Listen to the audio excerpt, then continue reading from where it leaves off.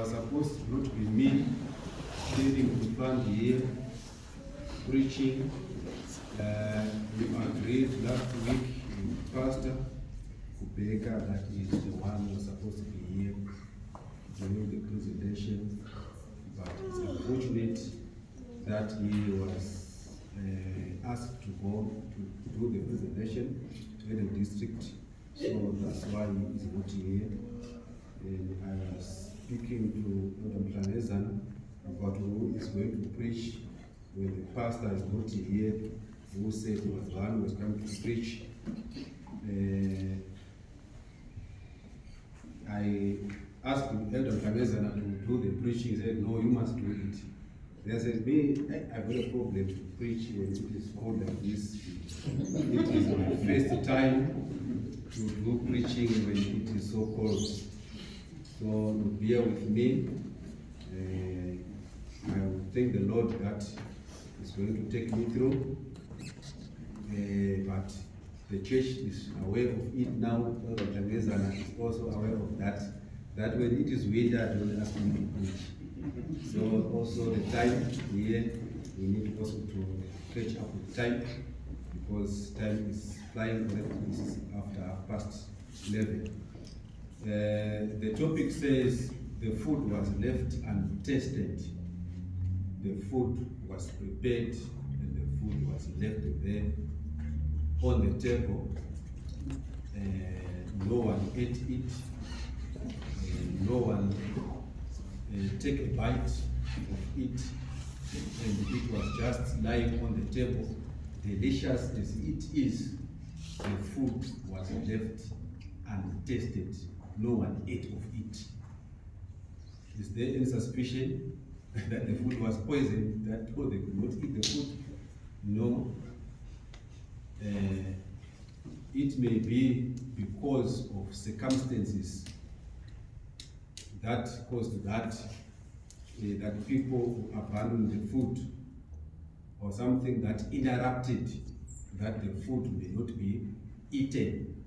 So this thing should be a big thing, that the food has been prepared. It is on the table. People, they are about to eat, and they are so hungry. They must eat the food. Then they left the food untested. They left the dish not eaten, and it was lying on the table, delicious as it is, not eaten. So I don't know what was the problem. I don't know what happened. That is the same question that we have today, that what really happened so that the food can be left on the table. It really happened that when we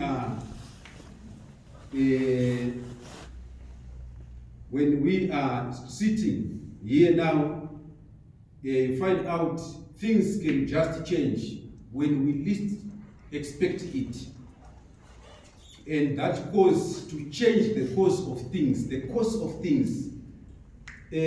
program of the day changes, and the business will be the business unusual. Because of what we have experienced at the present time, what you were expecting to be happening is no longer the thing which is happening. So it is a pandemonium situation. Someone has said, no, the expected become the unexpected. The unexpected become the expected. So it is upside down. The angles of elevation become the angles of depression. So this is the same scenario when people are waiting for the coming of Christ. Then when he truly comes, then those who have pierced him, they will run away. Then those who were faithful will wait for him. Then there are other people who are running away from him, saying to the mountains, fall on us. To the well, let me plunge myself into the well. That same well where other people have been plunged in them and they died. But at that time, it is not possible. The well will say, go and meet the Savior whom we were waiting for. So this is the unexpected, which is happening at that point in time. If someone here just changed to be a snake, what will be happening in this house? Look at someone next to you. Maybe he just changed to be a lion. What will happen here? Do you think I will be able to come out through the door? Or I will try to come out through the ceiling? Where I see that no, I cannot not have access to come out. You see, I will try to come out not even through the window, to go through the wall. You see, because I will be not thinking, I will be acting and reacting, and it will be an unexpected situation. And this is what has happened before when people were cutting sugarcane in another farm. Then they're given themselves the portion that if you cut your 5 lines, then you are done. It was very long. And they were working, it's hard working, right? Then they cut and cut and cut, and it was around lunchtime. Then people were tired. Then they need to go to lunch and relax a bit. They're almost half of the field, right?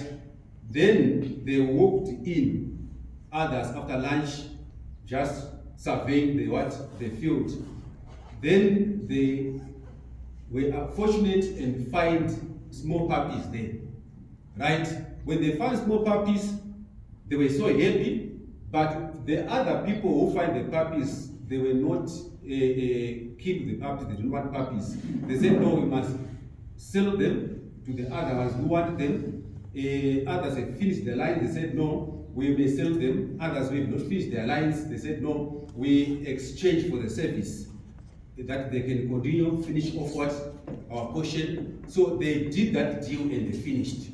And they were doing the work, were so happy, and they finished the work.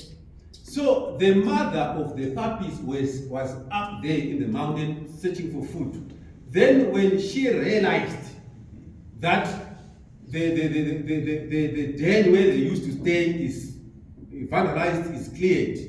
So he thought about the safety of its young ones. Then it came and checked and sniffed where the puppies used to stay, and she go directly where the puppies are. And when she reached there, she produces a roaring sound that even the young ones were not expecting.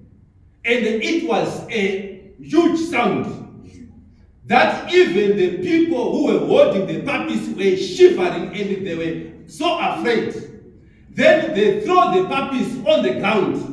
That what we are experiencing now is not normal.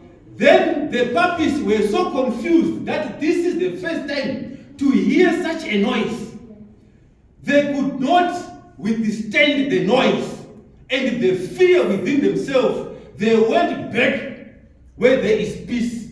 But the people who were holding the puppies were already also running away. The people who were driving the tractors, they were fetching the sugarcane. The driver just ran out of the truck, and the one who was the passenger goes into behind the steering wheel to drive the truck, and he does not have the experience. He just parked the truck on the gate. And it was confusion, a pandemonium situation. The unexpected became the expected became the unexpected. And it was chaos. So this is what happened. When people who were prepared to eat the food, they could not continue taking the food because there was an unprecedented situation whereby they could not continue partaking of the food because of the situation. What had happened? Luke chapter 24, verse 30 to 33.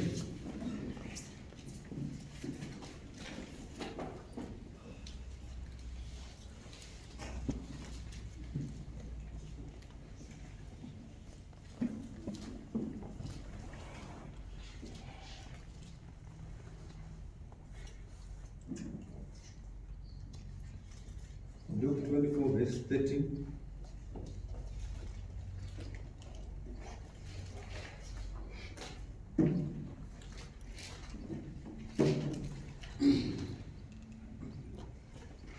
Verse 30.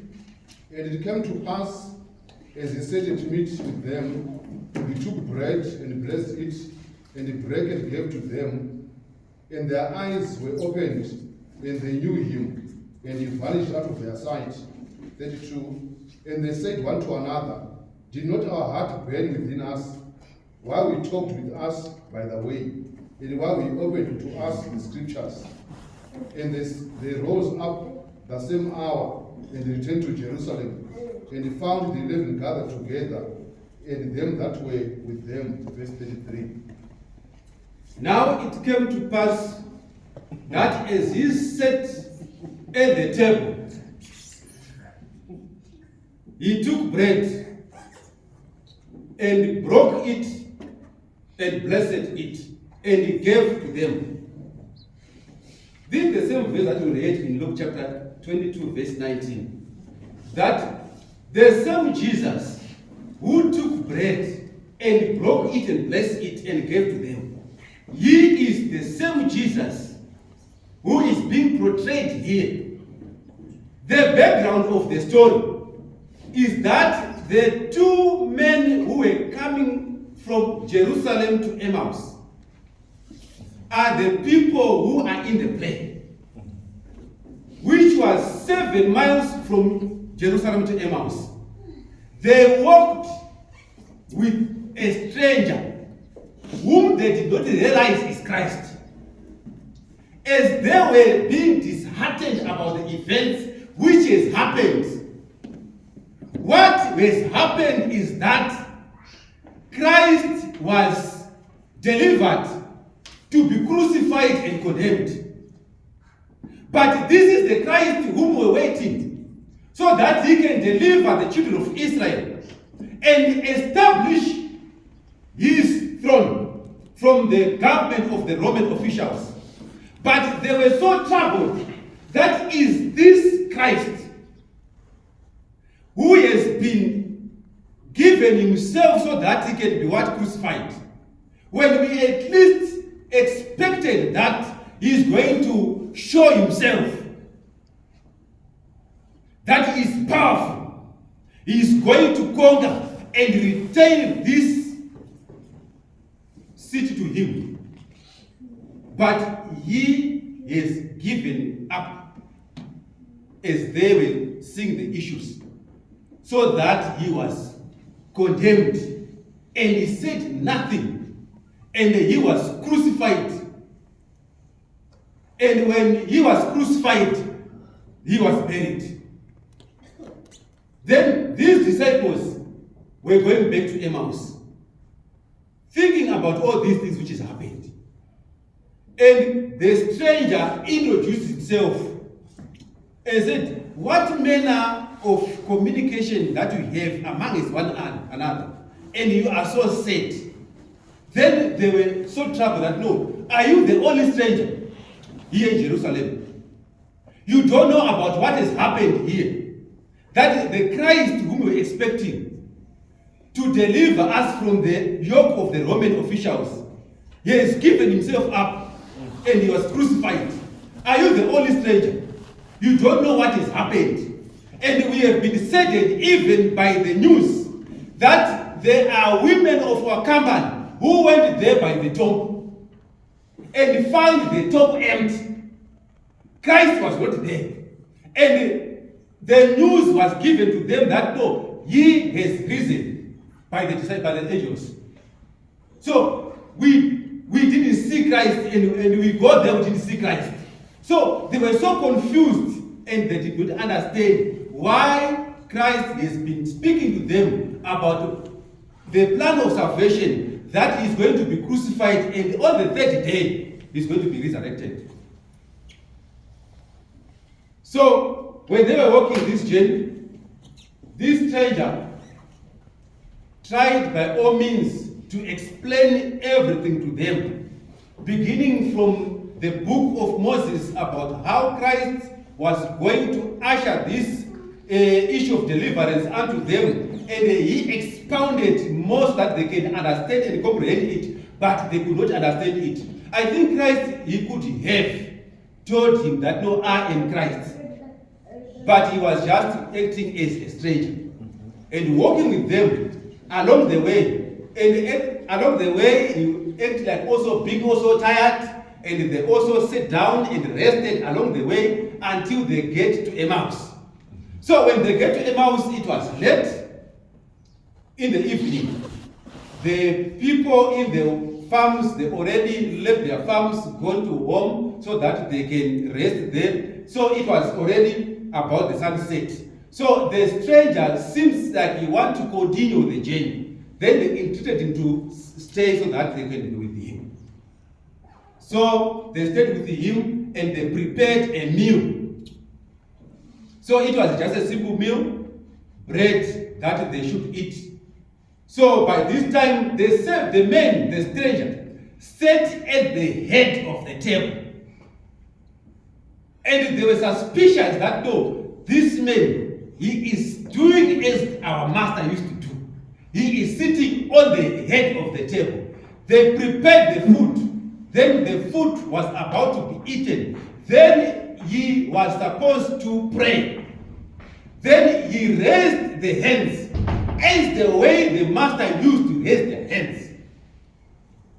So they were suspicious again that this man, the way he's raising his hands and blessing, they were about to bless the food, this is the same way the master used to do. Right? Then they noticed again in his hands the marks of the nails which pierced him. That this man is Christ. This man is Christ. Then they were so convinced that this is Christ that all of them at once, they exclaimed that, no, Jesus, our Savior. Then they wanted to go down and bow before him. Then he disappeared.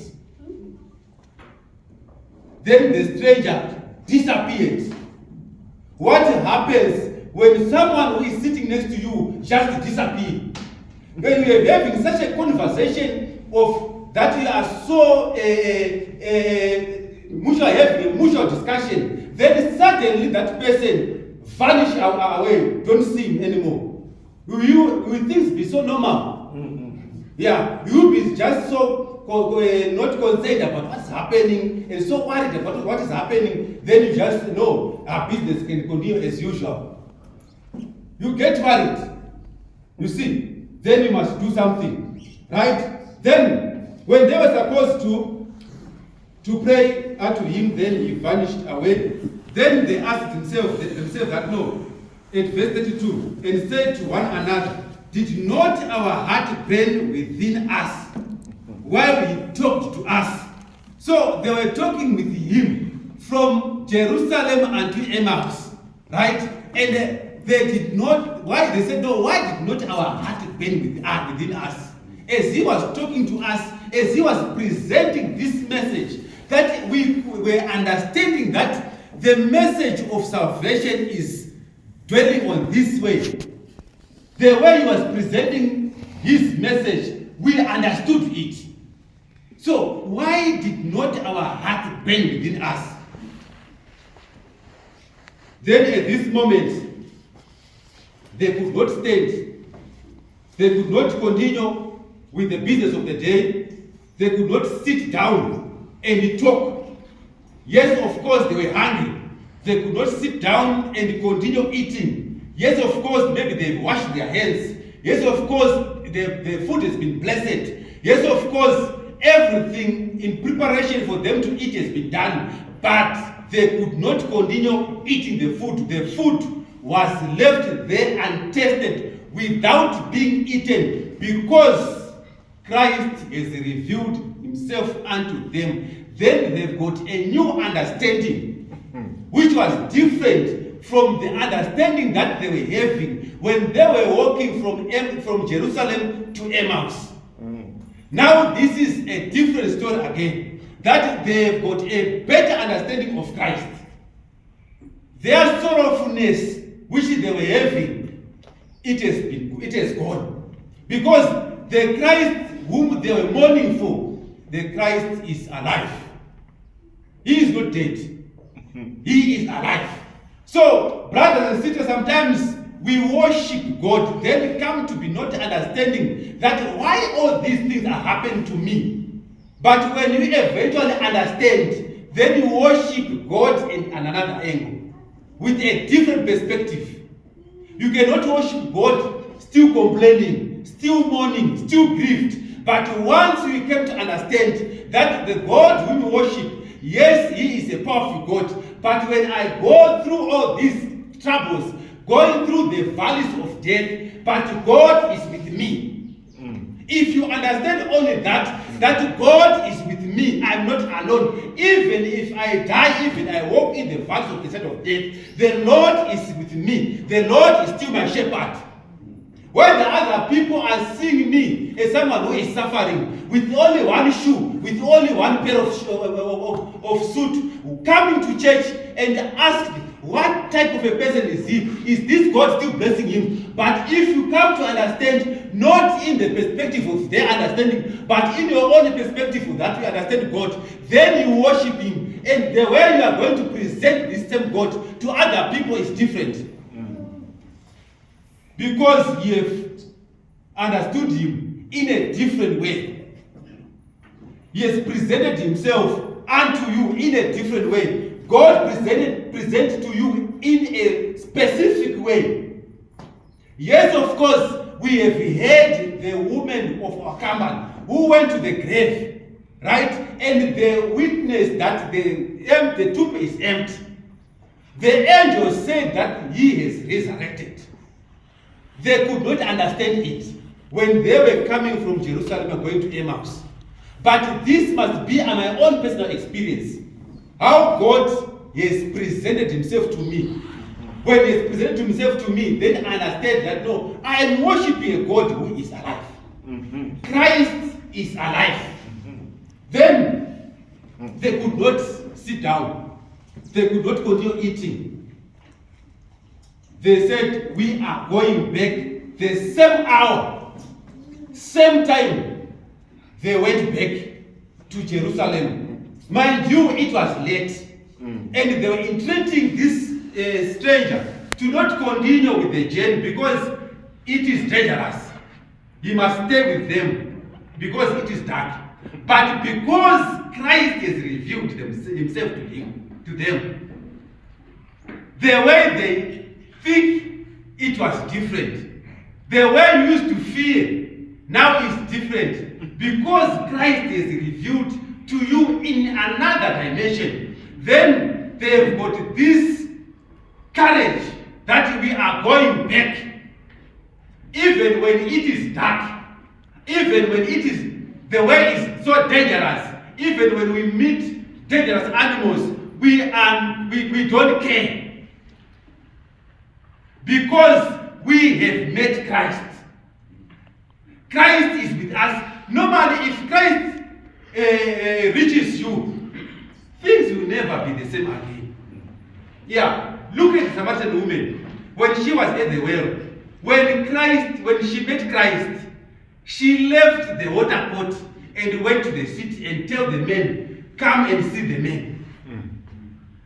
The business of the day, the water which she came for, she could not continue with the business of fetching the water, but the business which is so important, because Christ has presented Himself unto me, then I should go and tell the people about how Christ has revealed Himself unto me, about how I have met Christ. So the weariness which was in them was no longer there. The hunger which was in them was no longer there. The food was there, but the hunger was no longer there. They said we could not continue eating. We used to do that when we were young men, when we were fasting. We go fasting with peanuts in our pockets. Yeah. When it is like midday, we take out the peanuts from our pocket, then we look at them and they say, no, we're not going to eat you, then we put them in the pocket. Yeah, restrain yourself from not doing what you're supposed to do because Christ is leading you. Christ wants you to do this, and you are being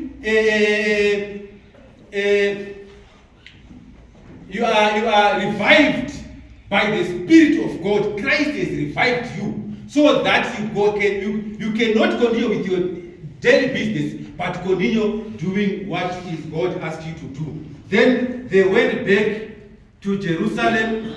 The road was not right, and they were going through the mountains.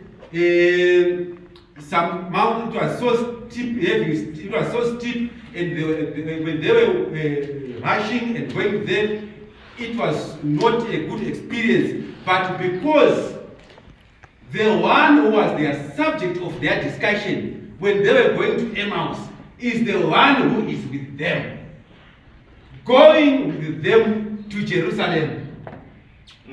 Because they have been convinced that he is Christ with us.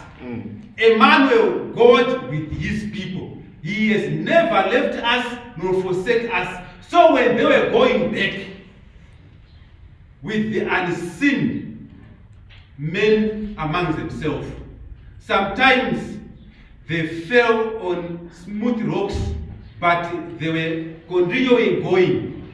Sometimes they could dare to rush and speed the more the way they think they can, but sometimes they lose their track, but still coming back and going because of the new zeal that they were having, the burning zeal that we have seen Christ, the Christ whom we have so being disheartened that he is dead, he is alive. We are worshiping God who is alive. We are not worshiping God whom we think is like Dagon, the God who is a carved image, but we are worshiping a God who is so powerful, God who is so great, God who can change things, God who can give us courage. When you feel so discouraged, he gives us courage. When you feel so confused, God gives us new zeal so that we can have a new walk with him. Have a new walk with God. Don't just walk anyhow. Don't just come to church anyhow. Come to church in a style, because God has revealed himself unto you. Come to church in a style. If this zeal that I want to be there, to be with him, and prophesy about the goodness of God, testifying about how God has been great unto me, how he has revealed himself unto me. So the two men, they were not having a prominent place in Jesus' his disciples, but they were just mere followers of Christ. But because this is a specific thing that has happened to them, then they've got new zeal. They said, no, we cannot sit down. We cannot eat. We should go and tell them about what Christ has done to us, about how Christ has revealed himself unto us. We were just mourning all along, telling ourselves that we are so confused. We don't have direction, we don't have hope. But we have new hope because we have seen him with our own eyes. He was talking to us when we were walking to Emmaus. He was talking to us when we were along the way, presenting the good news about the salvation. The Christ who was with us when we were in the house breaking bread. We have seen him, our Savior. He is alive. So this is another dimension that we should embrace, that Christ is not dead and that he remains dead. He has resurrected, he is alive. Do not have your life being detected by other people, by circumstances in life. Yeah, then you'll be mourning and crying like your God is dead. Yeah, some of the prayers and some of the way we conduct ourselves, you can ask, Is your God dead? The way you conduct yourself, but you must have a new walk with Christ, a new understanding that is brought before you, because Christ has revealed himself unto you. They said we are going back, even when it is dark, we are going there. Even the road is so rough, we are going back to Jerusalem and tell them that Christ is alive. Tell them that Christ is there. Tell them that Christ talked to us. Tell them that Christ saves. Tell them that there is power in the blood of Christ. Go tell them. Because you have met him, he has revealed himself unto you. You don't need to sit down and eat and talk and discuss and put yourself in issues which does not take you anywhere.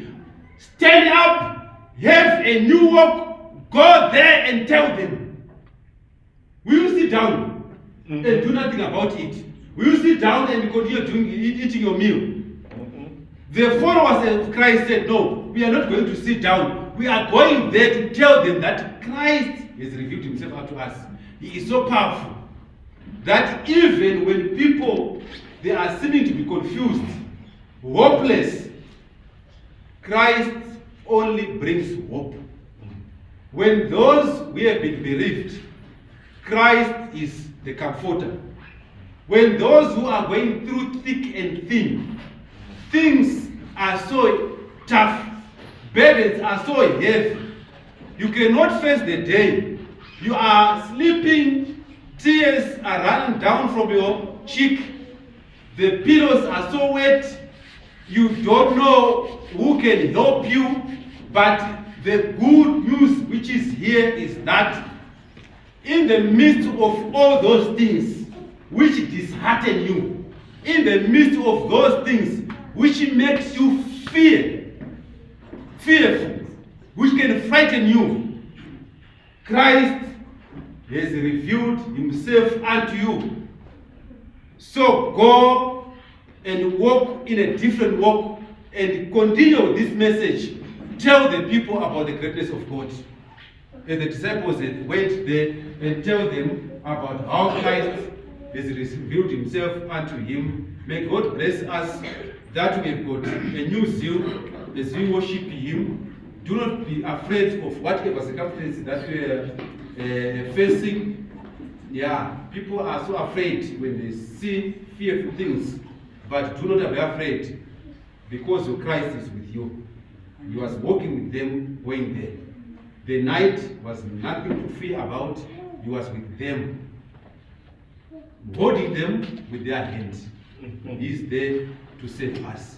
May God bless us as we continue working with His vineyards, worshiping, waiting for His second coming. Truly He is going to come. The angels of heaven, all the angels with Him, sit upon His throne, and He shall separate the goats, the sheep from the goats, and He shall say to the sheep, come in blessed from the Father. Will you also be among the faithful? God bless you. Amen.